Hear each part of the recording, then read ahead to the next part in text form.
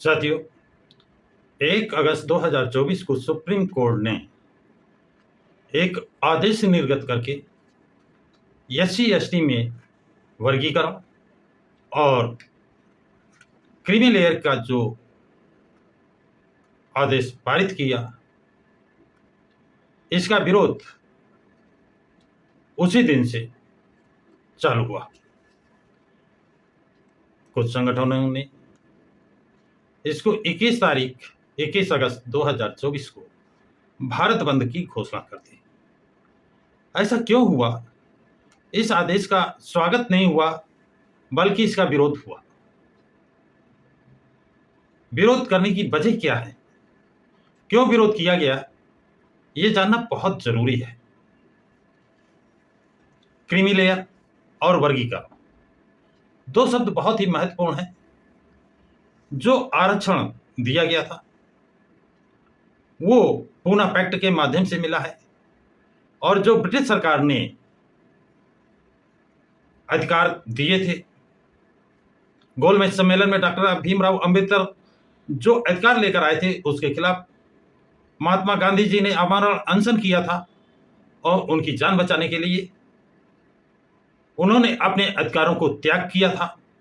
SC ST के अधिकारों को त्याग करके, गांधी जी की जान बचा करके, और उसके बदले में जो आरक्षण की सुविधा, प्रतिनिधित्व की सुविधा समझौते में मिली थी, उसे ये लोग, ये जो निर्णय है, ये उसमें बाधा डाल दिया। इस अनुसूचित जाति, अनुसूचित जनजाति को खंड खंड करने का प्रयास किया। कैसे किया, क्या कारण है, क्यों क्रीमी लेयर की बात आई? बहुत बड़ी बात है साथियों कि एससी एसटी के जिस व्यक्ति की वार्षिक आय 2.5 लाख होगी, उसके बच्चे को स्कॉलरशिप नहीं मिलेगा, उसके बच्चे को पूरी फीस देनी पड़ेगी।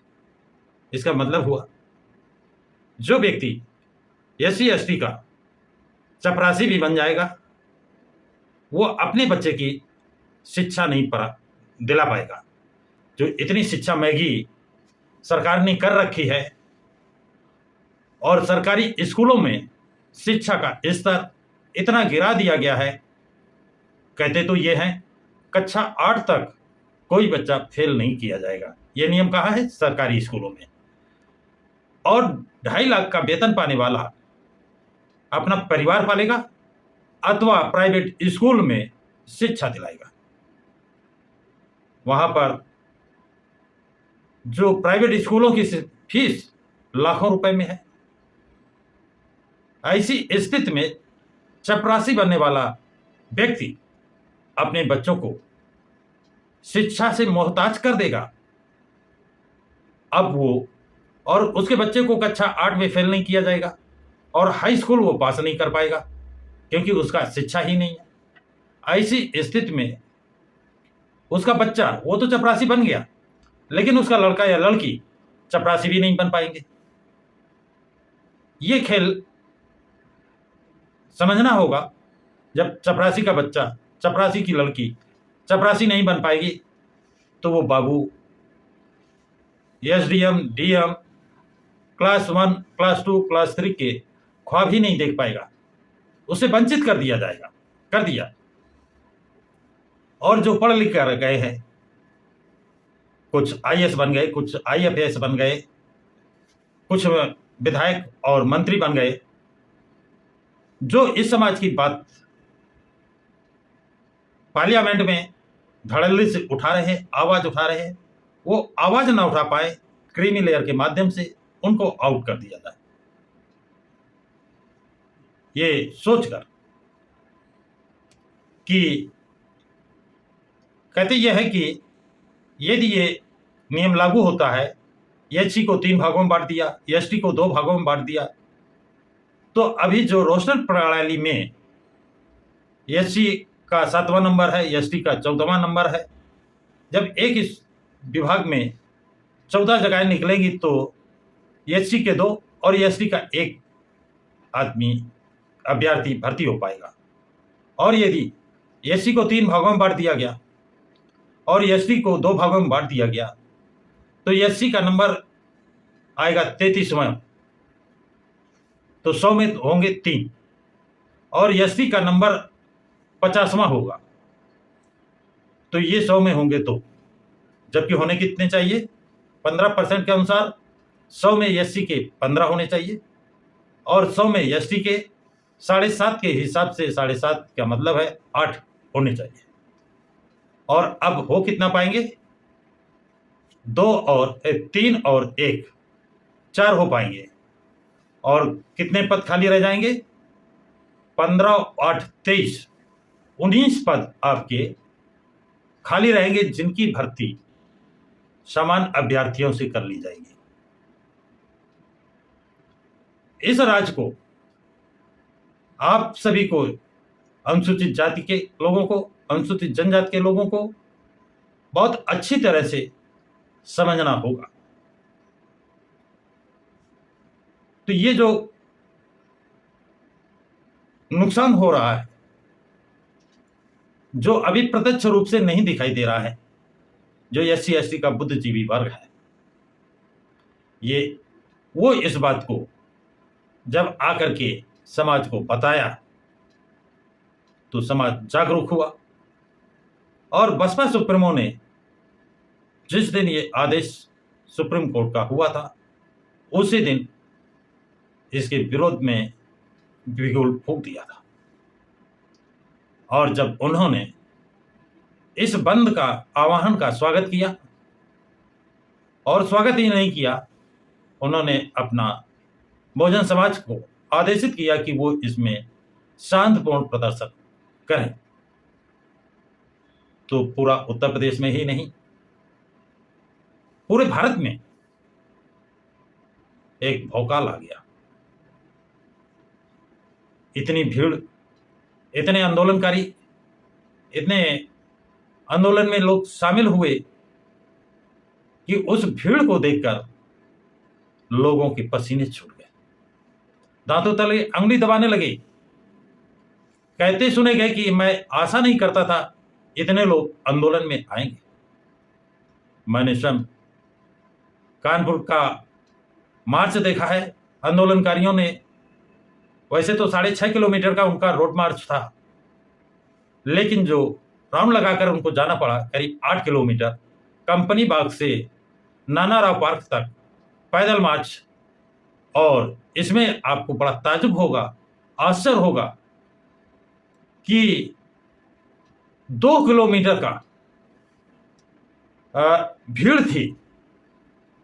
और जो मैंने वहां के संगठन के कार्यकर्ताओं से और आम जनता से भीड़ का आंकलन करना चाहा, तो लोगों ने बताया कि ये भीड़ करीब 50,000 से 1 लाख के बीच में है। 2 किलोमीटर तक तो बिल्कुल उसमें कोई जगह नहीं थी, और पूरा रोड कवर करके लोग चल रहे थे। ये प्रशासन, पुलिस प्रशासन वन साइड रोड खाली कराने का प्रयास जारी कर रहा था, प्रयास था। इसके बावजूद बसपा के कार्यकर्ता, आंदोलनकारी बड़े ही अनुशासित, कानून का पालन करते हुए, लेकिन उस भीड़ में 8 किलोमीटर का पैदल मार्च में, ऐसी भीषण गर्मी में, ऐसे भीषण धूप में कोई कमी नहीं आई। यह कहते हुए लोग सुने गए कि अभी तो बसपा सुप्रीमो मायावती ने इस आंदोलन में, भारत बंद में शामिल होने का आदेश दिया है। यदि बसपा सुप्रीमो स्वयं भारत बंद में उतर जाती तो यहां कई लाख की भीड़ होती। और उनकी बात पर, उनकी जो भीड़ थी, इसमें सबसे बड़ी बात यह है छोटे बच्चे भी थे, और सबसे महिलाओं की हिस्सेदारी बहुत ज्यादा थी। और सभी महिलाएं पैदल चल रही थी, सबके हाथ में झंडा, बैनर और नारे लिखे हुए पट्टियां थी और किसी में जो नारेबाजी भी हो रही थी, वो जो निर्देशित किए गए थे बसपा सुप्रीमो द्वारा, वही नारे लगाए जा रहे थे और पट्टियों पर उन्हीं नारों का उल्लेख था। अनुशासित तरीके से 8 किलोमीटर का सफर ऐसी धूप में, ऐसी गर्मी में मार्च 1 बजे चालू हुआ था कंपनी बाग चौराहा से और करीब 2:45 बजे नाना राव पार्क पहुंचा था।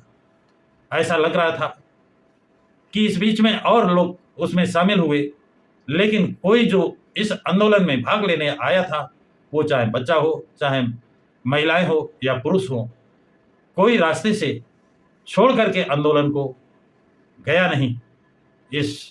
ये इस आंदोलन की सफलता का राज था।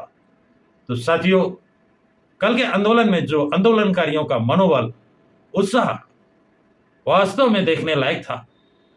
और वो कह रहे थे ये धूप क्या, अगर और आग बरसे, बर्फ पड़े, लेकिन यह आंदोलन रुकने वाला नहीं है। ऐसा उत्साह इसके पहले इन आंदोलनकारियों में मैंने तो नहीं देखा, आप लोगों ने देखा हो। तो ये उत्साह इतना बढ़ गया है और उनका कहना था अगर बसपा सुप्रीमो स्वयं मैदान में उतर जाएंगे तो इस भीड़ को थाम पाना नामुमकिन हो जाएगा। तो साथियों, ये जानकारी आप लोगों को कैसी लगी? अपना अपना कमेंट्स बॉक्स में जरूर लिखें तथा इस वीडियो को लाइक, शेयर और सब्सक्राइब जरूर करें।